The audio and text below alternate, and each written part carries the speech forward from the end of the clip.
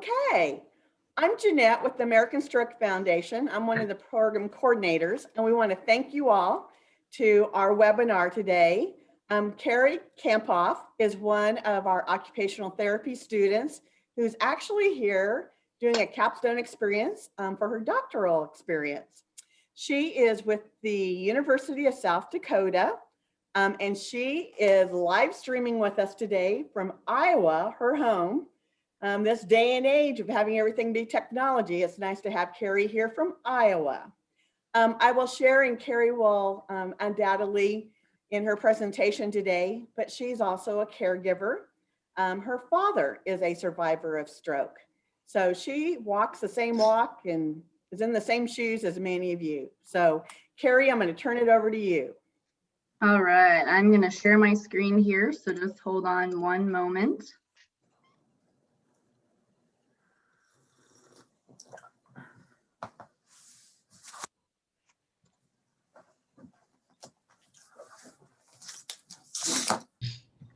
All right, how does that all look for everyone? Looks good, Carrie, thank you. All righty, well then we will go ahead and get started. So as Jeanette said, my name is Carrie and I'm in my last year of occupational therapy school. So I'll be graduating in May. And I really just want to say thank you all for attending today. I think this is going to be a good learning opportunity for everyone involved, including myself, because I am a student. So I really appreciate you guys giving me this opportunity as well. And so as Jeanette said, my capstone has an emphasis on occupational therapy's role in providing support and education to caregivers of those who experience a stroke. And this is due to my interest after my father experienced a stroke. And I got to see firsthand how the journey through stroke recovery not only affects the individual who experienced the stroke, but also the entire family unit. So today, I will be presenting over caregivers' shared experiences and emotions, and we'll discuss methods for coping with the changes that accompany a stroke. So this recorded presentation will be 30 to 40 minutes, and then we'll open it up for discussion at the end, and that part will not be recorded, as Jeanette mentioned. So first, we're going to start with a little affect the ability to participate in various functional tasks, such as activities of daily living, like showering and dressing, driving, working, and even participating in leisure activities. Therefore, assistance from a spouse, child, family member, or friend is provided to help their loved one continue to participate in these activities to their fullest potential. There are many joys to caregiving, as you all know, as caregivers find fulfillment through assisting their loved one, and going through these experiences can bring family members closer together. However, the sudden changes in life roles that we've all experienced that accompany a stroke can pose challenges, and this impacts the caregiver's health as well. Research studies show that caregivers typically report decreased health-related quality of life in various areas of life. Physical health can be impacted due to the loved one's need for physical assistance have on caregivers' social life, as they may feel like they can't talk to their friends about these challenges because they may not understand the situation, or their family member is no longer able to participate in the same. And then lastly, a sudden change from the role as a family member or friend to a caregiver greatly impacts one's mental health. Taking on more responsibilities and managing medical appointments and needs, altered daily routines, and anxiety about loved one's health condition all contribute to caregiver stress. Additionally, accepting, understanding, and working with the family member's change in function can be extremely frustrating at times and can manifest in feelings of sadness, worry, and sometimes even anger. Literature notes the culmination of stress due to altered roles, routines, and family dynamics often lead caregivers to feel anxious and depressed. The physical, economic, and psychosocial impacts of the COVID-19 pandemic on top of all of this has heightened the stress for those who have experienced a stroke and their caregivers alike. So if you can relate to any of the examples I just mentioned, you are definitely not alone. So coping with all these changes can be extremely difficult, no matter if your loved one's stroke occurred last week or a decade ago. Caregivers experience an overwhelming number of changes in their lives, and learning how to work with your loved one after a stroke has impacted their physical, cognitive, speech, and emotional function can come with many frustrations. With support from research on the role of caregiving through my personal experiences and conversation with caregiver support groups that I've been working with, we identified that the common theme that we all struggle with when we are working with these changes, and it's oftentimes difficult to have patience. I included the quote, "Patience is a virtue," because this is not an easy practice, especially in situations with high emotional charge. Like many aspects of life, we may have days where it's easy to be patient and understanding, while we may find ourselves losing our temper or getting easily frustrated the next day. So, this presentation will provide some education on stroke recovery and will provide practical tips for practicing patience and continuing growth through the stroke recovery journey. So first, we're going to start off with talking about aphasia, which is difficulties with speaking. Many people who have had a stroke experience aphasia, and it can be very challenging to remain patient when they're having difficulty expressing their needs or little in Omaha, Nebraska, that can facilitate better conversations. So first, those with aphasia may not understand the beginning of a question due to slower processing time. So it's helpful to provide an introduction to the topic and then ask the question in a slow cadence. So for example, you could say, "Hey, let's talk about our weekend plans. Would you like to set up a Zoom with our friends on Friday?" This introductory phrase helps provide further context clues for the listener and can facilitate better understanding.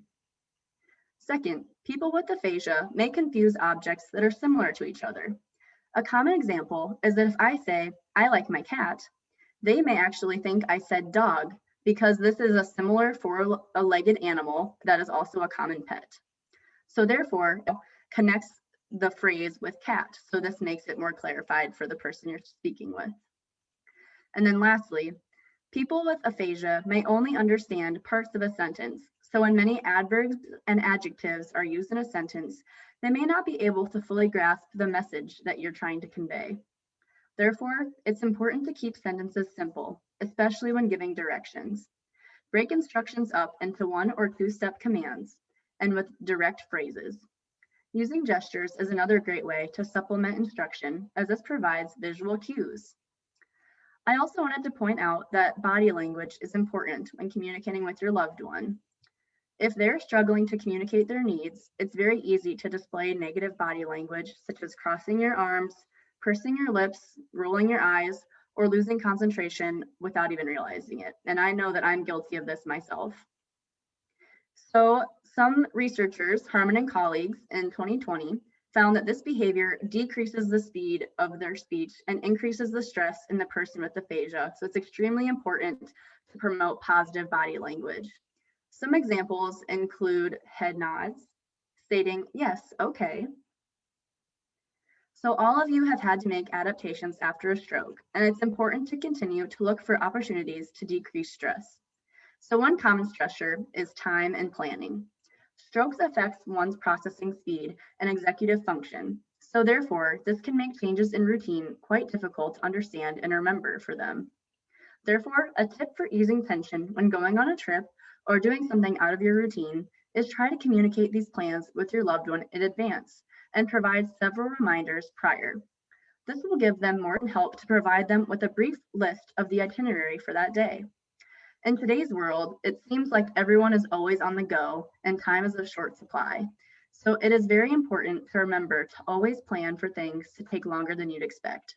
In planning for extra time, you will not feel as frustrated if plans move along a little bit more slowly. Every person's stroke affects their function differently, so there really is no quick fix per se to learning how to adjust to these changes.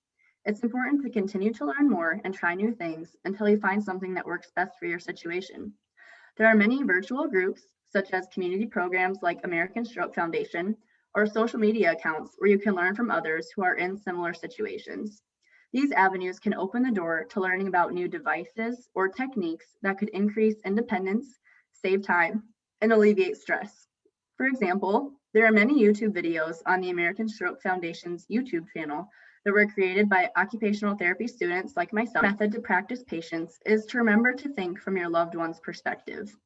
When caregivers or survivors of stroke feel negative emotions, such as anger or frustration, it is helpful to identify the root of these feelings, which is generally based in the common sense of loss. following a stroke. Whether it be a change in function as a survivor of stroke, or adopting a new life role, or experiencing changes in your relationship with your loved one as a caregiver, both parties are experiencing a loss. Therefore, it's important to recognize and acknowledge this common loss when you begin to feel your negative emotions. Remembering that the other party is also struggling with these changes can promote an empathetic rather than negative response. One example of using this strategy in practice is by saying, I feel that we are both getting frustrated right now, and I am sure it's not easy for you when you can't think of a word that you want to say. Let's come back to this conversation in a couple of minutes. This little phrase communicates that you are taking their feelings into consideration. It acknowledges your common emotions, and it also shows that you're making an effort to ease tension between both parties. I'm now going to share 2 phrases that can also help your mindset and elicit more positive responses and build patience in times of stress. I am sure that many of you have heard the phrase, blame the disease, not the person. I find it helpful to remind myself that a stroke is actually considered an acquired brain injury, and it has multifaceted physical and cognitive effects. So rather than focusing on feelings of frustration, remember the challenges that they are working through each day as well. Thinking this phrase, blame the disease, not the person, helps me switch my mindset from thinking, why does he do that when he knows it causes me more work, to, okay, he had a stroke, which affects his thought processing and executive function. And that affects his memory and planning. So that's why he does these things. He's not actually trying to cause me more work. Another phrase that to remind yourself to have more patience is to respond rather than react. A response can be equated to a reflex. It could be an unconscious decision made in a split second. And this is actually considered one of the body's natural defense mechanisms when presented with stress. However, a response requires more thought, considers long-term effects, and generally allows someone to consider how an action will not only affect themselves, but also those around them. Reminding yourself to take several seconds to respond rather than react can facilitate a calm and understanding environment. Responding rather than reacting is easier said than done. When an inconvenience occurs, especially if it's unexpected, it's very easy to quickly react with our emotions. And at times, this emotional response is rooted in a feeling of resistance to the situation, rather than accepting the situation for what it is. When we resist an experience, it's difficult to move past thinking of ways to fix or resolve the challenge. However, as Melissa Eisler stated, most often it is not external circumstances that make you upset. It is your reaction to those circumstances that cause the greater dose of stress in life. In reality, we often have very little control over these situations, so perseverating on trying to find the solution will only promote further feelings of frustration and anxiety. Therefore, it is important to accept situations as they come with a neutral attitude. Accepting does not mean that you like the situation, and it simply means that you acknowledge the situation for what it is and focus on aspects of the situation that you can control, which includes our response and how we let it affect us. One way that I have found to be helpful to be mindful of things that we can and cannot control is making a list. At the end of the day, think of the things that were stressful or made you worried. Then go through that list and cross off the things on that list that you did not have control over. This action can help with the current stressor and can also translate to future stressors as well. As caregivers, you give of yourself to the ones you love every day. However, it can be easy to forget how to show love to yourself as well. As humans, it is very easy to criticize ourselves when we're feeling stressed or frustrated. And it's also easy to feel guilty, whether this is rooted in feelings of inadequacy or feeling upset with yourself if you did have a negative reaction to your loved one. However, these feelings are an example of disengagement strategies, which heightens negative emotions and anxiety. So it's very important to practice self-compassion, as this practice is proven to decrease anxiety, depression, and increase your resiliency, which is your ability to cope in negative situations, which this allows you to be more patient. So one pillar of self-compassion is being kind to yourself. A good way to do this when talking to yourself is talk to yourself like you're talking to a friend. So for example, I find myself saying things like, "Oh, Carrie, that was so dumb. Why did you do that? That was such a silly mistake." However, I would never say that to one of my friends. So a good alternative would be to say, "Carrie, that was a good learning opportunity. And now I know how to handle that situation in the future." Additionally, if you are wrestling with your emotions, it's important to practice self-soothing. It's very natural to say things to yourself, such as, "Don't cry, don't get mad." However, these thoughts create a cycle, and it's easy for your brain to get stuck on the word cry or mad.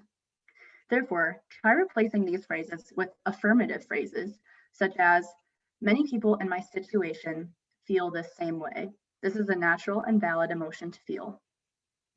Also, using positive I am statements such as, "I am loved," "I am a good spouse," "I'm a good sibling," "I am a good friend," "I am human." These are another example of showing self-compassion. It can be powerful to even write these I am phrases down or take time to say them to yourself in times of stress. Another part of self-compassion is practicing mindfulness, as mentioned in previous slides. Mindfulness consists of identifying an emotion, feeling that emotion, and then moving past that emotion. An important consideration to keep in mind is that mindfulness is all about avoiding criticizing yourself and judging yourself. Emotions are emotions. There is no good or bad emotion. Another helpful tip that my mother actually told me at a young age, and it's always stuck with me, is if you have tears, cry them. Allowing yourself to feel your feelings will release you from those negative emotions and will also allow you to move on with your day. Mindfulness can also help you think through situations and can be useful in creating intentional, positive responses to stress. Another way to show self-compassion is to take a break and do something you like. This could be listening to music, participating in a favorite hobby, meeting up with a close friend, or getting some exercise. Self-care can also be achieved through engaging in relaxation techniques, which we will go over in the next slide. Taking time for yourself is important for your well-being and is crucial for positive mental health. It is not selfish to take time to do the things you like, because if you do not pay attention to your own needs, you will not only be able to take care of yourself and your loved one. And I wanted to read this quote to you by Bannon and his colleagues.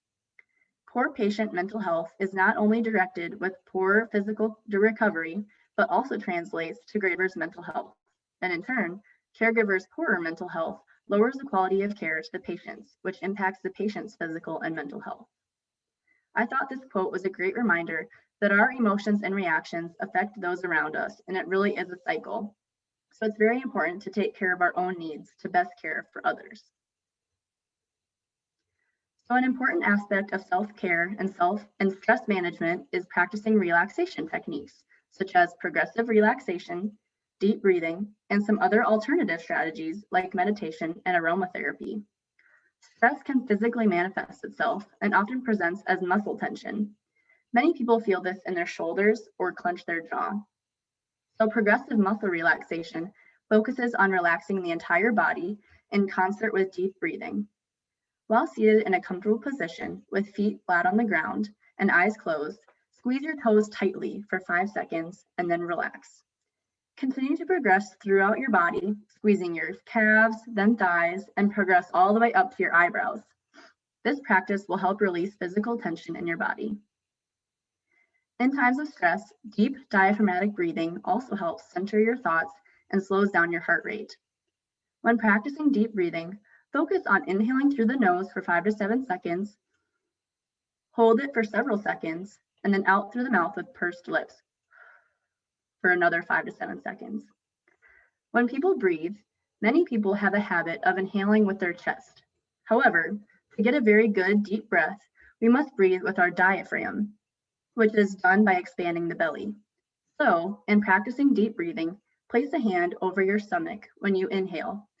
Feel your belly rise when you inhale and feel it fall with the exhale. Try to relax your shoulders, close your eyes, and only focus on your breathing during this exercise. And try to do 5 to 10 repetitions of this diaphragmatic breathing. Next, guided meditation has also shown to decrease stress and anxiety. This includes an experience, whether this be thinking about being on a beach, reaching your goals, or focusing on sensory input in your environment. To try out a guided meditation exercise, if you simply type in guided meditation into YouTube, many relatively brief videos pop up. In addition, there are many apps available to download on your smartphone. The Calm app is a popular app that provides meditation exercises that focus on sleep, anxiety, and many other topics. Some of these videos are free, and other more advanced sessions cost a membership fee. If you are interested in participating in guided meditation, take some time to research apps or programs that would best suit your needs. I have also compiled a list of meditations from reputable sources, and I will be sending these out in a follow-up email to you guys, hopefully tomorrow. Next, deep pressure is thought to provide proprioceptive input, and proprioception is your body's sense of your positioning in space. And this proprioceptive input has calming properties. Deep pressure releases serotonin, which is our happy hormone, and it decreases level of cortisol, which is our body's stress hormone. To get this deep pressure, many people use weighted blankets when they sleep or lounge. Weighted blankets come in various sizes and weights, so it's recommended that you buy a blanket that weighs about 10% of your body weight, so you won't deliver too much pressure.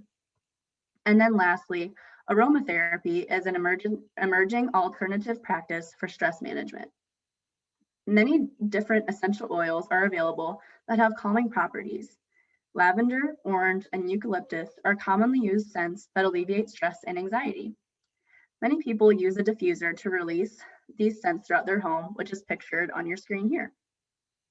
Literature from the Journal of Pharmaceutical Health and Healthcare and Sciences, the Journal of Contemporary Clinical Trial Communications, and other various journals provide mixed results on the clinical effects of aromatherapy, but many people report that it does aid in reducing stress and anxiety in conjunction with other relaxation techniques.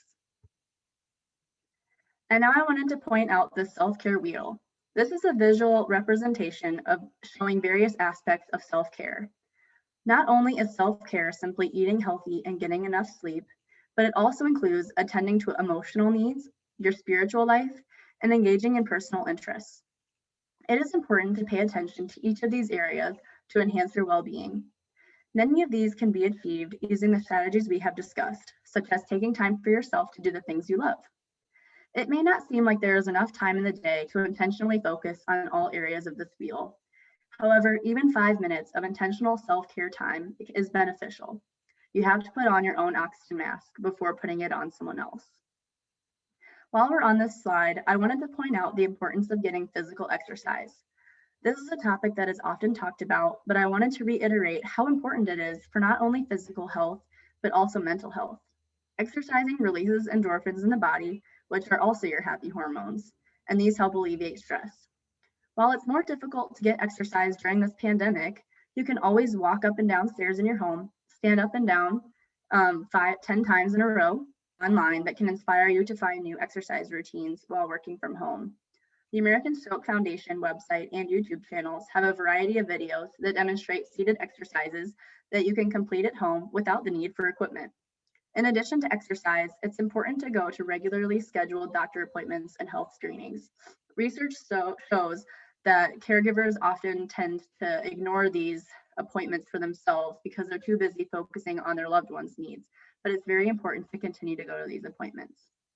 And then lastly, try to avoid alcohol and caffeine, as these can actually heighten your stress due to an increased heart rate. Another way to adopt a positive mindset and have more patience is through practicing gratitude. This is a relatively new approach, and it focuses on enhancing well-being by focusing on positive aspects of our lives. Studies have shown that practicing gratitude correlates with decreased symptoms of depression, anxiety, and anger, and increases the use of positive coping strategies and lowers the rates of caregiver burden. This mindset has also been shown to promote relationships with others. One way to begin practicing gratitude is through writing down 3 to 5 things that you are grateful for or positive things that happen in your life every day. Try to complete this journal entry at the same time every day to help keep yourself accountable and create a routine. These positive things can relate to a specific stressor, but they also don't need to.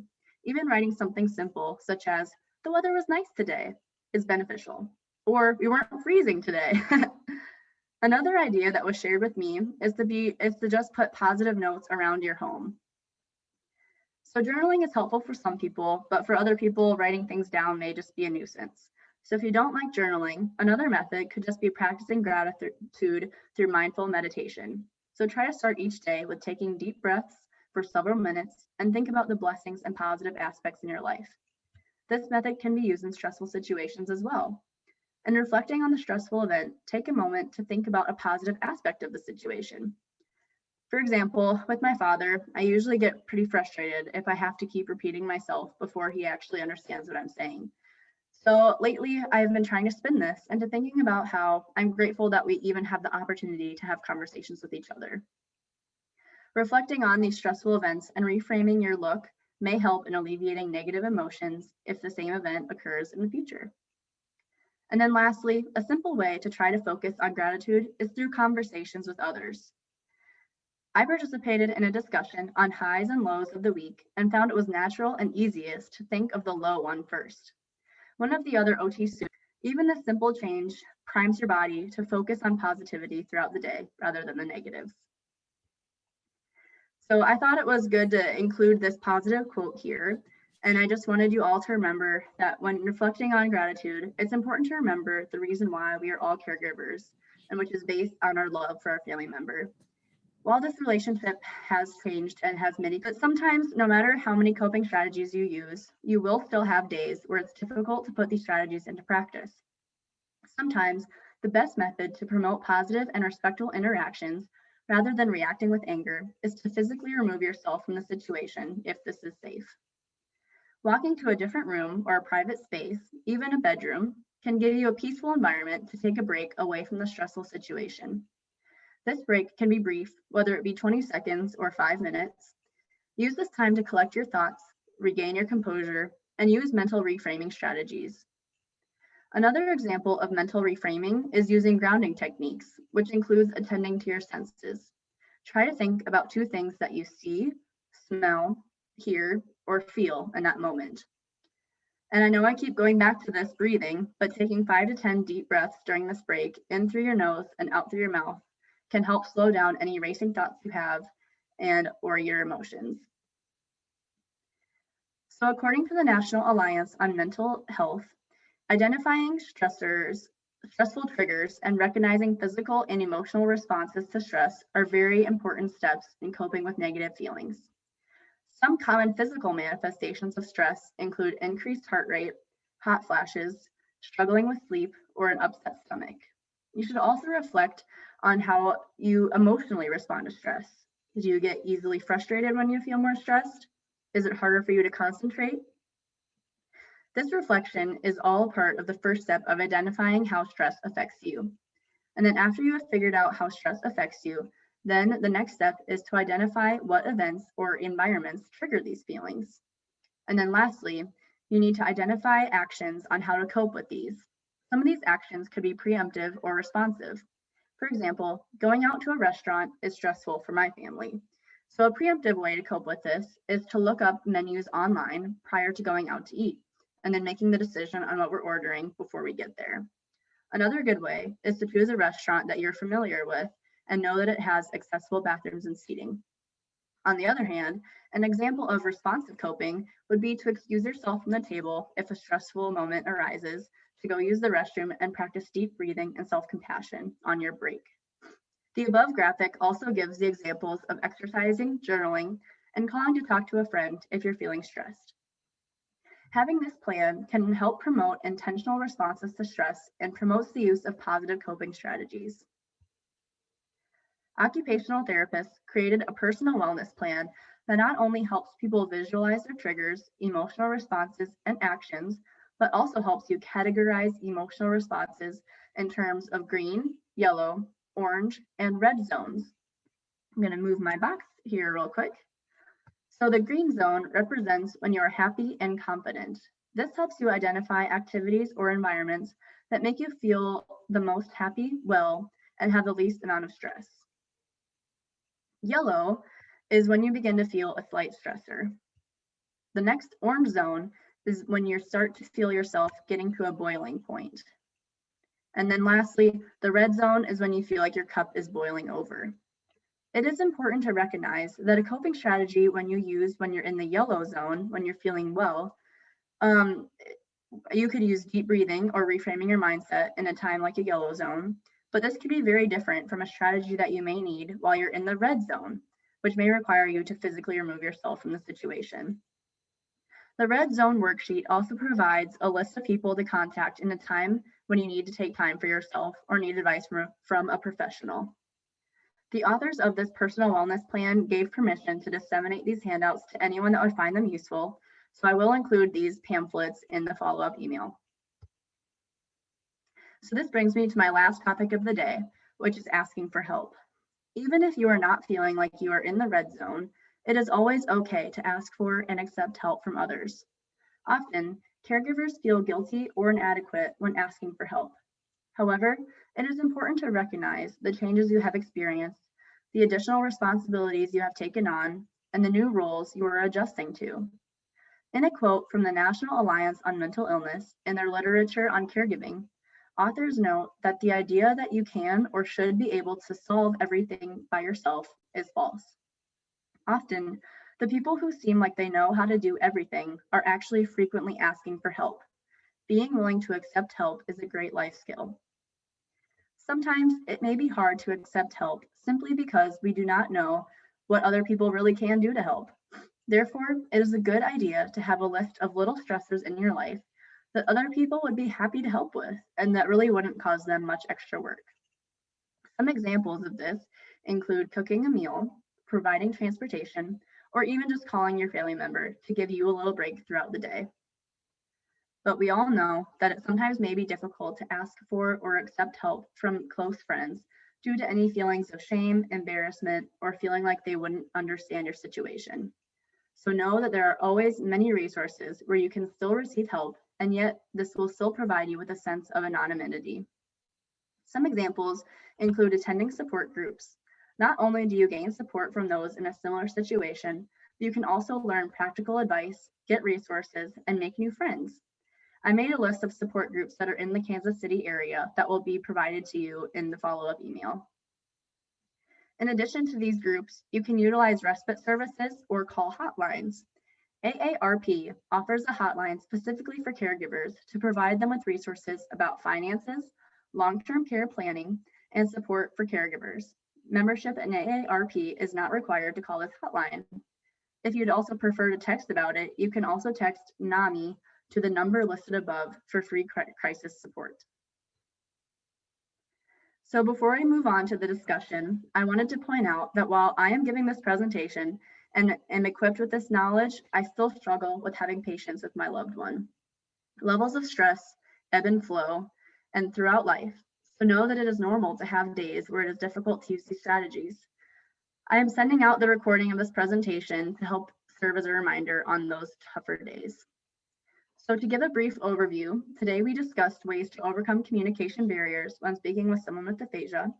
We talked about methods for making adaptations to activities, practicing mindfulness, adopting a positive and accepting mindset, and practicing self-compassion through positive self-talk, mindfulness, and self-care. We also discussed some relaxation techniques, how to practice gratitude, and the importance of taking breaks and asking for help. And finally, methods for identifying triggers and ways to cope with them. I know this is a lot of information to soak in right now. So again, we'll be converting this video into a YouTube link and sending it out to you all. My goal is to send the recording tomorrow, but just with technical difficulties and potential power outs, it may not happen tomorrow. But this will be your first challenge in practicing patience. You may have to wait until a little bit earlier in the week next week, but we will get it to you as soon as we can. So just be sure to check your emails. And then in addition, I'll be sending a post-webinar survey, which will be anonymous. It's also only 7 questions long and should not take more than 5 minutes to complete.